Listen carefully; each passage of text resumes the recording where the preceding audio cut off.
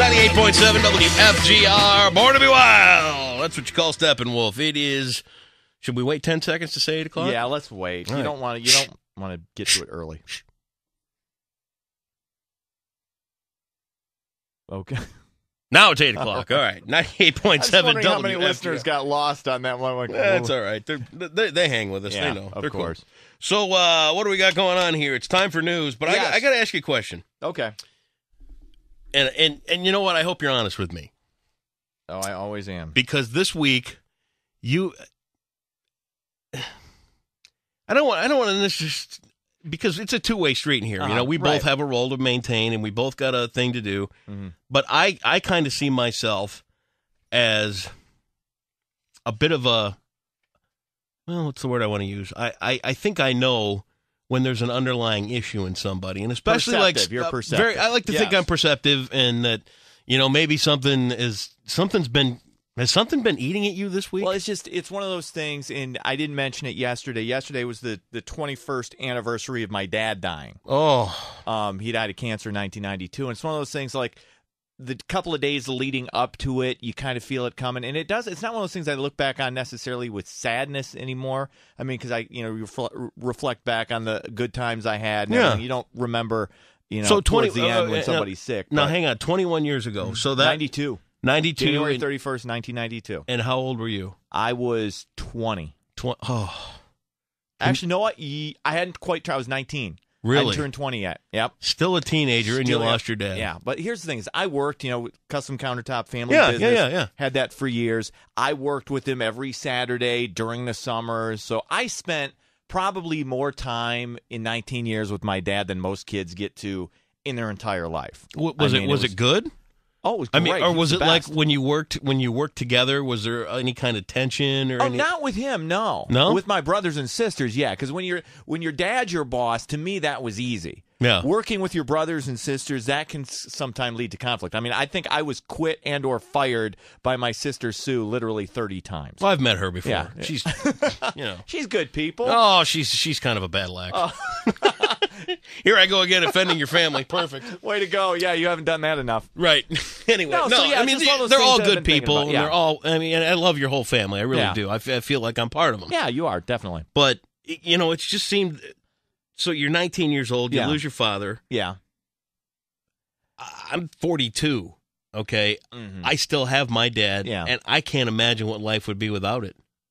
It's like, What's the initial feeling? Tell me what that tell me what goes. It's crushing. Well, here's the thing: is because he was diagnosed in August. The worst was when you hear, okay, he's got brain cancer. Is that what he had? In a few months. Yeah, it was started in his lung. He was a smoker for years, and then moved on to his brain. What did he smoke? Marlboro Lights and/or Reds. Okay. Yeah, because that's what does it. Yeah, that's what Virginia Slims. Virginia Slims. No. Had he stuck to Cools, he would still be around today. Look at Harris. Yeah, Harris. Exactly. Harris, that perfect example. Harris is like 90, and he's still kicking around, still smoking. So it's like once you hear that, and then somebody slowly starts to deteriorate a little bit when you have cancer. Actually, it was fairly quick once he got really sick. But for me, the hard part for me was I don't think I handled it as well. And not that you necessarily are at 19 mentally good. You're not capable of handling something really like that. Capable, yeah. So I kind of avoided it like probably the last couple of months, and I've always that's been one of those things that's just kind of stuck with me a little bit. Well, it should. Years, so yeah. I can't imagine what that feeling would be to not have you know what? I'm scared to death of the day my parents aren't here anymore. No, I'm 42 years old. Yeah. I've lived a decent life. I've lived an honest and fair life, but it never comes to. You never get to the point where you can say, all right, you know what? I don't really need that support system anymore. Right.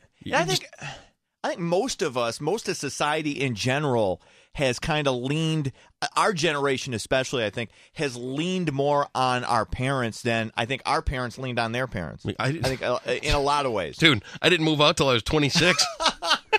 And then I was back a year later because because I got canned at KLQ. Hey, try moving back home at 40. I know. Well, but you know what? Yeah, you got. Yeah, there's different situations. I tease you about that, but the fact of the matter is, you've got a 2-year-old. Yeah, it's a different situation. So, and you know what? I really do applaud that because you've got your mom taking care of him, or Alexa's mom. Yeah. As opposed to dropping him off at some, Daisy Hill puppy farm where he's going to come back with every.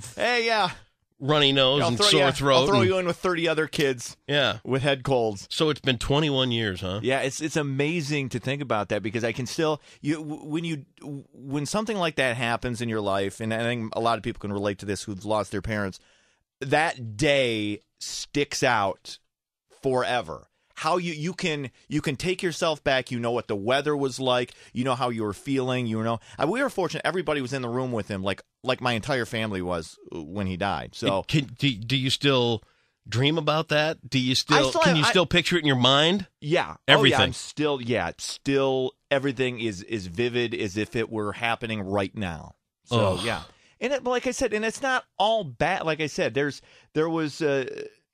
Kind of when you're dealing with somebody who's had a long-term illness, there is the kind of the relief and the release once they go and you know they're on to a better place and everything, and having that faith and having that whole thing and that family support, it's what it's all about. So I don't look back on that all as that negative, aside from the way, like I said, I felt I handled it the last, couple of months where, like I said, I kind of avoided things. Yeah. So that was just, Did you ever have that sit-down talk with your dad? I mean, one-on-one, and because you know what? And the reason I ask is because my dad went through this with his dad, and we've talked in the past about how long the males on my dad's side of the family live. Great-grandfather was 101. Yeah. My grandfather was up, he was old, 94, 95, maybe even, I don't know, he was old. I think he was 98. Mm-hmm. Yeah. And I can't tell you how difficult it was to sit down with my dad and have my dad, because you know what, my dad's not one of those guys that talks about a lot of stuff. Mm-hmm. It's just the generation. Right. They're not in touch with their feelings. They don't have this. But then my dad told me that he had that one moment where he was sitting there in the nursing home with my grandfather and he lost it. He started crying. I've never seen my dad cry in 42 years. He lost it. Wow. And my grandfather was at the stage of life where he didn't really know anything anymore. Mm-hmm. Alzheimer's was kind of setting in. He looks at my dad and he goes, "Hey, can you tell me where Pete and Bill are?" Like he's a stranger. And my dad's got to go. Wow. He's got to go, "Look, I'm Pete." Yeah. And my grandfather looks at him and he goes, "You know what? No, you can't be. Pete's just a little guy. He's only 4 or 5. I can't find Pete." Did you ever have that conversation with your dad? Did you ever sit down and say, no, nothing like that? It was nothing. My dad, because they medicated him, he was on steroids. Yeah. So he had these like emotional swings that were weird for me because he was just one of those people who kept an even keel emotionally. Never got too high, never got too low. Was like The Rock. Right. Could handle anything. That's what dads do. And it was the same kind of similar to your dad, where when you see them get emotional, it's a strange, almost out of body experience, right? Because you just don't see that, right? Typically, so he was 46 years older than me, so we had kind of like this age gap, right? We kind of came together, like we watched football and basketball. That's the reason I'm a huge football. It's the reason I'm a Michigan State fan. That's how my growing up with my dad, he went to Michigan State, so that's where that comes from. Here's where we're different. Here's where we're different. My dad liked Michigan State, and I realized he was dumb. I was 8, and I'm like, you don't know what you're talking about. So, that's where So, we kind of came together through sports and other things. But, we didn't have those kind of talks. It just wasn't the way our relationship was, which was fine. It was great. Like I said, when I talked to you, we had the discussion yesterday about saying I love you. And he was not the I love you huggy dad. What, like a lot of, dads from that generation weren't. He just showed it the way he took care of his family. Right. Nobody had any doubts about, what came first. The family was number one with him all the time. Yeah. It was all about sacrificing, and you showed it. You weren't told it. You were just shown it constantly. Right. And it was great. I've got absolutely, when I look back on my childhood and And my relationship with my parents has been phenomenal. Yeah. You know, we've got a pretty close family, and everybody's within a fairly close distance, so you don't, there's not really a whole lot of need to hug or do any of that stuff, because it's not like I'm going to see you next Sunday, right, that type of thing. Do you still ever have moments where you think to yourself, what would my dad do? Yeah, like when Max was born. Really? No, oh yeah. That is one of those. Did you have one of those moments where you stopped and here's Max and you went, Dad, look what I did? Oh yeah. I try, and I kind of try and pattern my parenting instincts after him a little bit. Yeah. Well, you learn. That's where you learn. That's how And sometimes I can hear my dad's voice coming out. Oh, I know. Which is a eerie, Me too, but it's usually yelling, yelling the Lord's name in vain or cussing out something that shouldn't be cussed out and that kind of stuff. Well, when I teach him how to work on a lawnmower, you have to swear to get the blade on. Right. If you don't swear at it, if you don't call it a son of a bitch, it's not going to go. Son of a bitch. Well, it was a great story. Yeah. And you know what? I've been kind of picking at you all week, trying to figure out what was eating at you. Do you feel a little better now you talk about it? Feel great. Yeah? Yeah. Good. All is well. Good. Well, there you have it, folks. Dave Cackley. Thank you. Yeah. That was a great story. Yeah. Thank you very much. Thank you for sharing. All right. News. Yes. Let's get into it. A man who has worked at Kalamazoo's Edison Elementary School for the past 20 years is jailed on $500,000 bond and facing 6 child pornography charges. 54-year-old Stephen McAllister was arraigned yesterday in Kalamazoo County. Police and prosecutors say they do not believe he had images of any children from the Kalamazoo Public Schools.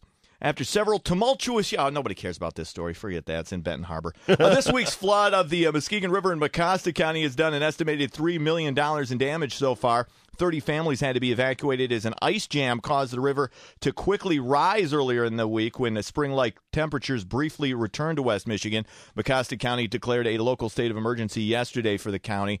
The river overflowed its banks between Rogers Heights and Big Rapids. Another Super Bowl ad is under fire. Super Bowl! For alleged racist undertones, the Arab American community is taking issue with Coca-Cola's new Mad Max-type ad that shows alongside cowboys and showgirls an Arab man walking through the desert with a camel. Human rights attorney Arsalan Iftikhar is outraged. Some unpronounceable. The vast majority of people in America, get a lot of their, preconceived notions about religious and ethnic minority groups through television and through pop culture. And like I said, if it was a Latino guy wearing a sombrero pulling a donkey, I'd have the same outrage. Let me tell you something. A lot of Americans don't get that through TV because it is absolutely taboo. Right. You can't tell a fat joke. You can't tell a joke about this. No minority can be discussed. Nothing. No lifestyle can be discussed. You can't, you can't mark papers with red ink. Well, you can't do anything. Hogwash. You are in the most unpolitically correct radio show you've ever been a part of. God. If that's the way you see things. Holy cow. May I suggest Andy Rent? Yeah. Who's a great guy, by the way. We love the guy. Don't get me wrong. Absolutely. Former New York City Mayor Ed Koch has died. The 88-year-old was admitted to the New York Presbyterian Medical Center Monday and placed in intensive care yesterday. The former mayor's health had been failing in recent months. Sources say Koch died this morning about 2 a.m. Eastern Time. And the Roman Catholic Archdiocese of Los Angeles is releasing files on priests accused of molesting children. In addition, Archbishop Jose Gomez has relieved his predecessor, the retired Cardinal Roger Mahony, of all public and administrative duties after Mahony was linked to efforts to conceal abuse. News is brought to you by... Can you guess? You guess what it's brought to you by? Dimetapp. There you go. Hey, Dimetapp. I'm going to go get some myself. All right, I'm not sick, but I like the purple taste. Of course. It's a great way to take a break in the day. This cold and flu season, choose Dimetapp to help your kids feel better. Fast, effective relief of cold, cough, and flu symptoms, and even if you just want a little kick. Plus a great grape taste. Breathe easier with Dimetapp. That's the news on 98.7 WFGR.